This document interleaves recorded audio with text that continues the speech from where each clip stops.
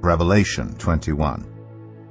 Then I saw a new heaven and a new earth, for the first heaven and the first earth had passed away, and there was no longer any sea.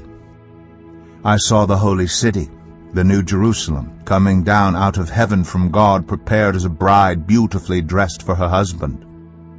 And I heard a loud voice from the throne saying, Look, God's dwelling place is now among the people, and he will dwell with them. They will be his people, and God himself will be with them and be their God. He will wipe every tear from their eyes. There will be no more death, or mourning, or crying, or pain, for the old order of things has passed away. He who was seated on the throne said, I am making everything new. Then he said, Write this down, for these words are trustworthy and true. He said to me, It is done. I am the Alpha and the Omega, the beginning and the end. To the thirsty I will give water without cost from the spring of the water of life. Those who are victorious will inherit all this, and I will be their God, and they will be my children.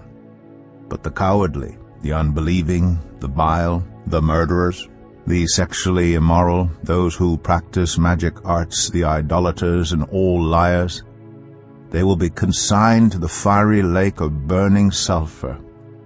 This is the second death. One of the 7 angels who had the 7 bowls full of the 7 last plagues came and said to me, Come, I will show you the bride, the wife of the Lamb. And he carried me away in the Spirit to a mountain great and high, and showed me the holy city, Jerusalem, coming down out of heaven from God. It shone with the glory of God, and its brilliance was like that of a very precious jewel, like a jasper, clear as crystal. It had a great high wall with 12 gates, and with 12 angels at the gates. On the gates were written the names of the 12 tribes of Israel. There were 3 gates on the east, 3 on the north, 3 on the south, and 3 on the west. The wall of the city had 12 foundations, and on them were the names of the 12 apostles of the Lamb. The angel who talked with me had a measuring rod of gold to measure the city, its gates, and its walls. The city was laid out like a square, as long as it was wide. He measured the city with the rod and found it to be 12,000 stadia in length, and as wide and high as it is long. The angel measured the wall using human measurement, and it was 144 cubits thick. The wall was made of jasper, and the city of pure gold, as pure as glass. The foundations of the city walls were decorated with every kind of precious stone. The first foundation was jasper, the second sapphire, the third agate, the fourth emerald, the fifth onyx, the sixth ruby, the seventh chrysolite, the eighth beryl, the 9th topaz, the 10th turquoise, the 11th jacinth, and the 12th amethyst. The 12 gates were 12 pearls, each gate made of a single pearl.